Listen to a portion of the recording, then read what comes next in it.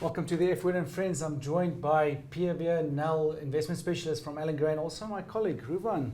Welcome. You have a great question for us today. Yeah, I think very topical now. I think let's speak about gold.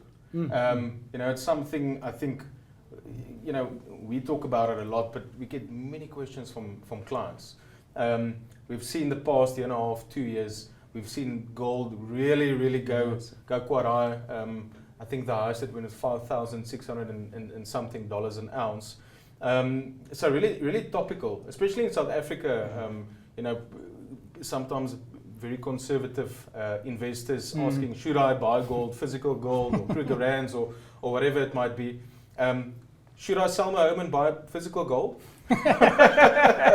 Sure. And live where? I think that's a bit extreme, to be honest. Yeah, it's been incredible to watch this gold price rally. I've been looking at the chart over the last year. It's been incredible to watch.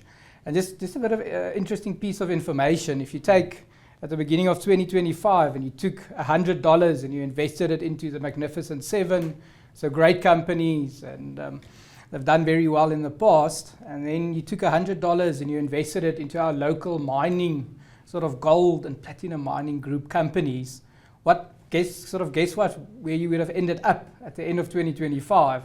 So that $100 invested into the Magnificent Seven, that grew to $123, and the $100 invested into our local mining seven, that grew to $360. So that's been phenomenal. But yeah, maybe why? Why is that? Why did the gold price, is it uncertainty in the markets? Normally that drives the gold price. Yes, that's right. There's been also talks about China buying most of the gold reserves. What's the real reason? Yeah, so you're spot on. It's a combination of those reasons. I think we really started to see a lot of Chinese and central banks across the world starting to buy gold when Russia invaded the Ukraine. So what happened back then, Russia had quite a bit of their reserve assets sitting in the US dollar. When they invaded Ukraine, the US said you can't access these funds anymore. So when you are a central bank, or when you're a country and you can't access your safe haven assets anymore, that money tends to flow somewhere else.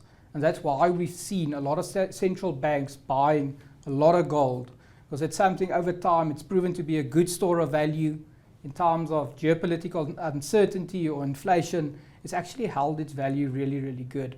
So that's why we're starting to see a lot of central banks, or even a lot of retail investors, that have been buying gold over the last couple of years. It's just this uncertainty and the devaluation of the dollar. I'm guessing that also has a big effect on the resurgence of the gold price. Yes, yeah, you're right. I mean, for a South African investor, if you've got monies overseas, that return that you earned last year, it got significantly smaller as the dollar lost a bit of its value against the rand. And that's also one of the reasons when investors don't want to keep their money in something that depreciates or just loses value over time. Specifically something, when you think about it, should be a bit of a safe haven asset or a hedge when everything goes pear-shaped. So that's why we're seeing this massive flow into gold. So if you want to buy gold, there's different ways you can buy gold. That's I think right. people think you have to go to the coin shop there in Brooklyn and then buy the physical coin, or find a brick somewhere. Yes. You can do that, but also you can buy use the gold shares, the mining That's companies, right. or you can buy physical gold through an ETF. Right? Yeah, that's right. So in our Allan Gray Balance Fund, we've got a combination of both. So we've got an allocation to physical gold, a gold ETF that we own, but then we've also got an allocation to a lot of these gold mining companies. And some of these gold mining shares, it's almost like a leverage play on the gold price. Because let's say, a very basic example, if your costs stay quite consistent, but the thing that you are selling that appreciates sharply in value, you're obviously printing a lot more money. You become a lot more profitable. Yeah. And that's why a lot of these gold mining companies last year did extremely well. So I get buying into a company, but you said you bought physical gold. Where is that gold? I mean, you don't store it at the office there in Allan Gray. So when you buy physical gold ETF, there's actually physical gold somewhere that you buy a piece of, right? Yeah, so we've got exposure to physical gold through a listed ETF. I think it's quite a big risk. If I think about it, if I buy a lot of gold and I put it under my mattress or in my safe at home, if someone breaks in, that's a massive risk. So we buy the listed gold exchange, sort of an ETF that we buy, and that is kept in a vault for safekeeping.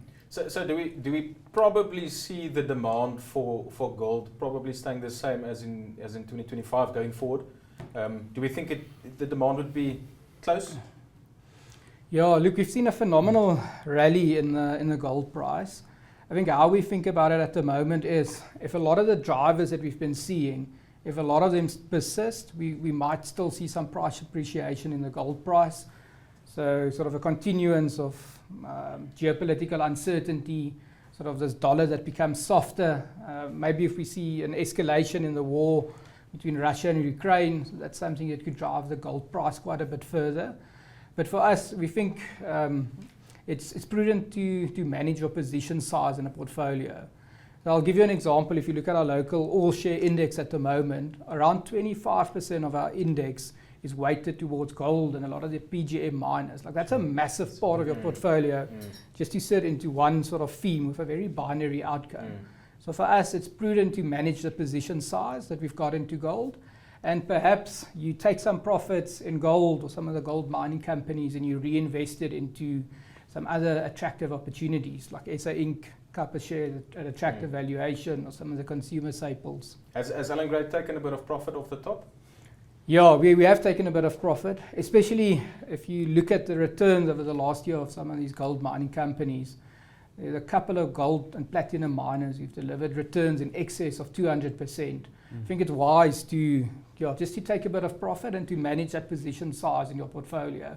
I think for us, that is something quite dear to us at Allan Gray now. We've been managing money over the last 50 years. I call it, we've got a unique performance signature. So typically when the market runs, we tend to keep up with the market. When the market is under pressure and there's perhaps a lot of geopolitical risk, typically we protect a bit better. And because we protect a bit better through the cycle, we typically outperform. So for us, it is wise to take some profit and to redeploy that into other opportunities. Thank you. And I think that's an important point. Most people who invest in a balanced fund, especially Allan Gray balanced fund, they have exposure to gold. Yes, that's right. No, that's when the gold price goes, you actually do have exposure. And lastly, to end up, it's difficult to guess the gold price. They asked the biggest banks in the world, the Deutsche Bank, UBS, and all of those banks, what do you think the gold price is going to be? And the range was anything from 6,500 to 3,500. Sure. So they don't know. That's the brightest minds no in the world. So we trust you and to know. But thank you. I think that's very topical, Ruben. And we don't exactly know what to expect, but it's also always good to diversify and to know that you actually do have gold exposure in your portfolio. Thank you very much. It's a pleasure.